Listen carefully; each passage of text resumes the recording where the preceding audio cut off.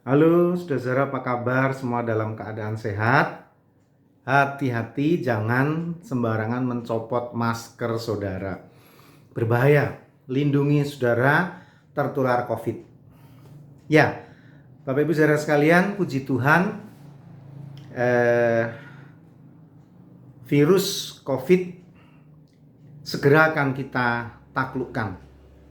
Karena vaksin yang selama ini kita tunggu-tunggu sudah siap disuntikkan. Karena dari MUI untuk kehalalan saudara kita yang muslim sudah menyatakan halal. Dan BPOM yang punya otoritas memberikan izin dari segi keilmuan kesehatan hari Senin lalu sudah memberikan izinnya. Jadi saudara siap-siap untuk divaksin dan dimulai dari nakes ya, tenaga kesehatan, dan pada akhirnya nanti semua orang. Saya sih kelihatannya tidak saudara ya, karena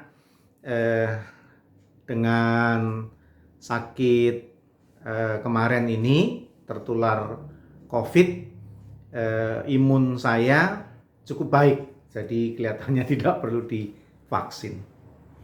Ya,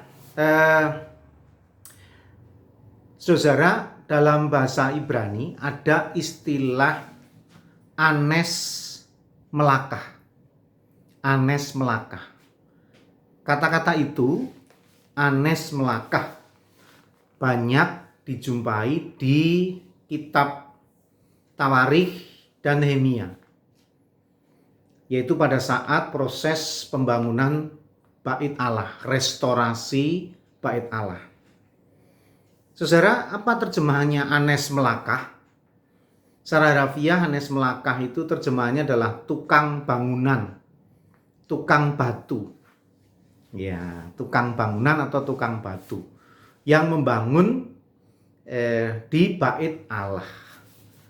Saudara, yang menarik adalah kata melakah.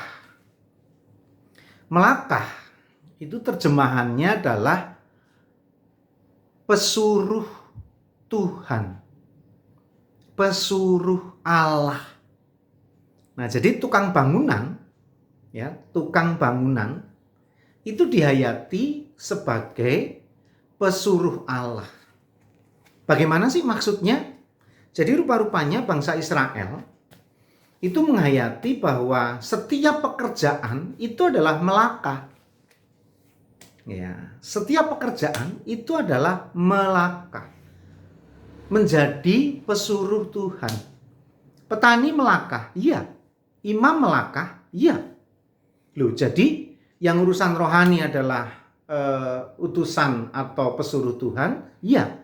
Yang urusan duniawi juga utusan Tuhan, pesuruh Tuhan, iya. Semua pekerjaan dihayati sebagai melakah. Nah, artinya Bapak Ibu Saudara sekalian, kitab Perjanjian Lama ingin mengatakan bahwa semua pekerjaan itu mulia. Semua pekerjaan itu baik. Terutama kalau kita menghayati yang kita lakukan itu adalah karena Tuhan memerintahkan kita untuk melakukan. Nah, sehingga ada implikasinya ini, ada implikasinya. Apa implikasinya? Kita mengerjakan hal-hal yang baik yang sesuai dengan perintah Tuhan tentunya. Jadi pekerjaan-pekerjaan yang haram ya jangan dilakukan. Pekerjaan-pekerjaan yang menimbulkan kejahatan ya jangan dilakukan. Pekerjaan-pekerjaan yang merugikan orang lain ya jangan dilakukan. Karena pasti itu bukan melakah, bukan pesuruh Tuhan, bukan utusan Tuhan. Nah, di sisi lain, saudara, dengan menghayati bahwa pekerjaan itu adalah pesuruh Allah, utusan Tuhan, kita bisa menghayati bahwa sekali lagi tidak ada pekerjaan yang baik itu kemudian patut direndahkan. Tukang sapu, tukang bangunan, tukang kayu, nelayan itu sama mulianya dengan pekerjaan-pekerjaan rohani. Sama baiknya dengan pekerjaan-pekerjaan ya para imam, nabi dan seterusnya. Nah, apa yang tertulis di dalam kitab Perjanjian Lama itu merupakan terobosan pemikiran, saudara. Karena pada zaman itu yang tren adalah pemisahan pekerjaan duniawi dan pekerjaan rohani. Dan pada saat itu ya orang-orang berpikir bahwa yang pekerjaan rohani itu lebih mulia. Para imam, para nabi itu lebih mulia. Tapi ternyata di dalam kitab-kitab Perjanjian Lama itu ditolak bahwa semua pekerjaan adalah baik adanya, mulia adanya. Nah, saudara, ini penting. Ini menjadi spirit yang baik dalam kehidupan kita. Apa pekerjaan saudara sekarang? Kalau itu benar, baik, sesuai aturan, mendatangkan sukacita, tidak merugikan orang lain, menjadi berkat bagi sesama, menjadi solusi bagi pertama, itu melakah. Itu adalah pesuruh Tuhan, utusan Tuhan. Dan itu baik adanya. Dan saya bisa mengatakan semua orang akhirnya menjadi hamba Tuhan. Jadi kalau para pendeta seperti saya disebut, hamba Tuhan. Ternyata semua orang juga hamba Tuhan. Bahkan di dalam kitab Roma, pasalnya yang ke-6, ayat 22, dikatakan, tetapi sekarang setelah kamu dimerdekakan dari dosa, dan setelah kamu menjadi hamba Allah, hamba Tuhan, kamu beroleh buah yang membawa kamu kepada pengudusan.